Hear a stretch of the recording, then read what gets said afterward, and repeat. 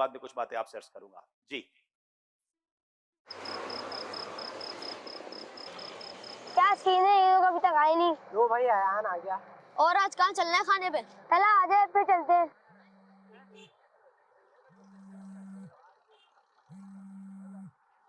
आयान किसकी कॉल है?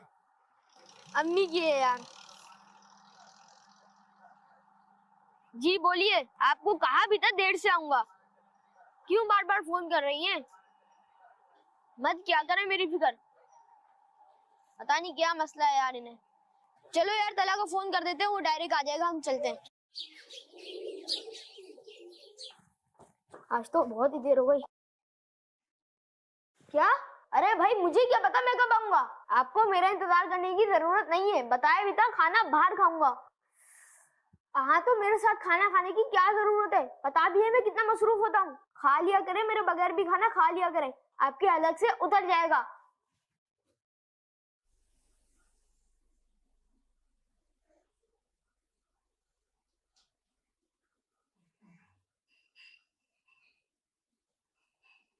बस काम से गया था। कहाँ गया था? आपको क्या करना है? क्या तबीयत खराब है? अगर तबीयत खराब है तो मैं क्या करूं?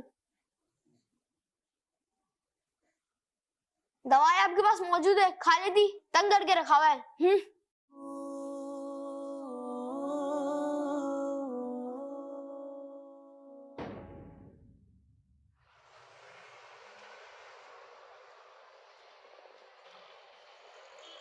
यार आज जो हमारी डील थी वो कल फाइनल करते थे, सही है? क्योंकि आज थोड़ा मसरूफ हो गया हूँ। बस तुम चेक तैयार रखना। यार यार आपकी अम्मी का इंतकाल का सुन के बड़ा अफसोस हुआ है। हाँ यार क्या करें, बस जो अल्लाह को मंजूर था। अब जाए अंदर। अरे ताया अबू, बेटा ये खत तुम्हारी अम्मी ने तुम्हारी बड़ी अम्मी को दिया था, ये पढ़ लो, लाजमी पढ़ लेना बेटा, ये तुम अभी पढ़ लेना। ना दुखाना कभी भी इनका दिल ना दुखाना कभी भी इनका। बेटा उम्मीद करती हूँ अब तुम पुरसुकून होगे, क्योंकि तुम्हारी माँ अब इस दुनिया में नहीं है। बेटा मुझे तुम्हारे पैसे नहीं, तुम्हारा वक्त चाहिए था।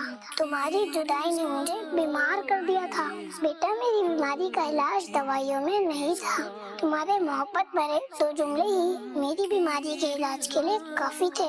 और बेटा तुमने मेरी उंगली पकड़ कर चलना सीखा था। तुम्हारी भूख मुझसे बर्दाश्त नहीं होती थी, और जब तुम बीमार होते तो मैं रात जाग कर गुजारती थी। और बेटा पता है मैंने अपनी बालियां बेचकर तुम्हारे लिए वो साइकिल खरीदी थी जिसके लिए तुम दिन रात मचलते थे। तुम्हारी हर खुशी मेरी खुशी थी, और बेटा मैंने अपनी सारी खुशियाँ तुम्हारी खुशियों पर कुर्बान कर दी। लेकिन बेटा जब तुम बड़े हुए तो तुम मेरे ना रहे, फिर जगह तुम्हारे दोस्तों ने ले ली। तुम्हारे लिए तुम्हारा ऑफिस, तुम्हारी मीटिंग्स और तुम्हारी आउटिंग की बहुत अहमियत थी। बेटा मैं तुम्हारे लिए इतनी ख्वाहिश रहम कैसे हो गई थी? मेरा कुछ पूछना भी तुम्हें बुरा क्यों लगता था? तुम्हारी नाराजगी के डर से मैंने पूछना भी छोड़ दिया था कि कहीं तुम झड़क न दो। पता है तुम्हारा झड़क कर बात करना मुझे वैसे ही मार देता था। खैर अब तो तुम्हें सुकून मिल गया होगा, मगर बेटा अपने बच्चों को जरूर नसीहत करना कि वो अपनी माँ को जरूर वक्त दे। माँ की बातों का बुरा ना मनाए, माँ का साथ कभी न छोड़े।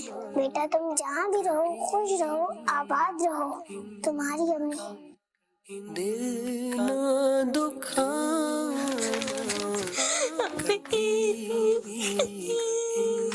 अम्मी वापस आ जाओ। अम्मी मैं आपकी खिदमत करूंगा, अम्मी वापस आ जाओ। अम्मी मुझे माफ कर दो अम्मी।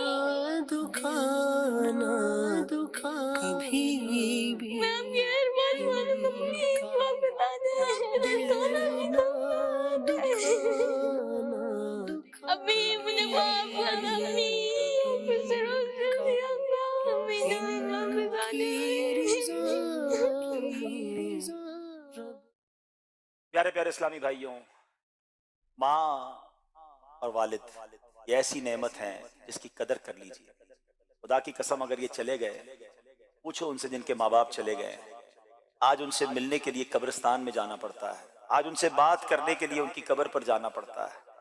बाज लोग अपने माँ बाप की कदर नहीं करते, उनको वक्त नहीं देते। माँ पुकारती है तो कहते हैं मुझे दोस्तों के पास जाना है, वालिद कहता है मुझे वक्त दो तो कहते हैं मेरे पास टाइम नहीं है। ऐसा ना करें।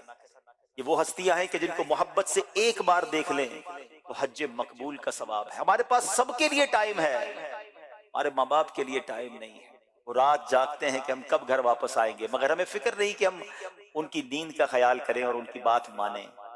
यकीन जानिए, हदीस में मजमून मिलता है, जिससे उसके वालिदैन राजी उससे उसका रब राजी, जिससे उसके वालिदैन नाराज उससे उसका रब नाराज। नबी पाक से एक बार सवाल किया गया, हुजूर हमारे सबसे ज्यादा हुस्न अखलाक का हकदार कौन है? आका ने फरमाया तेरी माँ। अर्ज किया हुजूर उसके बाद कौन? फरमाया तेरी माँ। हुजूर उसके बाद? फिर इरशाद फरमाया तेरी माँ, और उसके बाद फरमाया तेरा वालिद। हम सब के लिए मोहब्बत बिखेर रहे हैं, हमारे कस्टमर हों, हमारे दोस्त हों, हमारे और फ्रेंड्स हों, सबके लिए टाइम है, मगर शायद बहुत सारे वो लोग हैं जो माँ बाप को वक्त नहीं देते।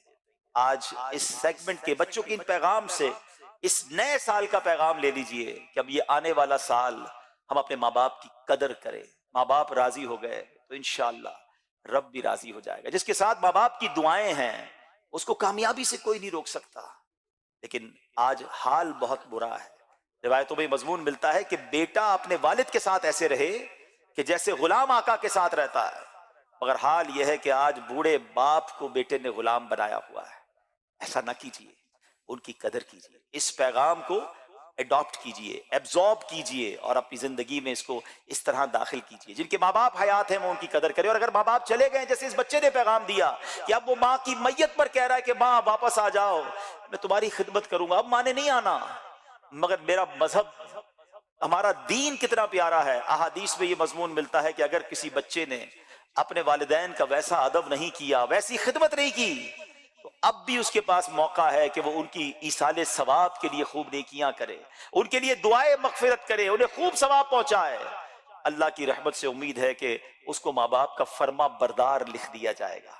तो अपने माँ बाप के लिए ईसाले सवाब वाले, सदका जारिया वाले काम कीजिए, तो इंशाअल्लाह आपको इसका अजर भी मिलेगा और वालिदैन की रूह भी खुश होगी। अल्हम्दुलिल्लाह, यही मदरी चैनल का अंदाज है, दावत इस्लामी का अंदाज है कि हमें कुरान और सुन्नत की रोशनी में जिंदगी गुजारने का सलीका देते हैं। अल्लाह मुझे भी और आपको भी, जिनके वालिदैन हयात है, अपने वालिदैन का अदब करने की तौफीक अता फरमाए। जिनके वालिदैन चले गए, रब्बे करीम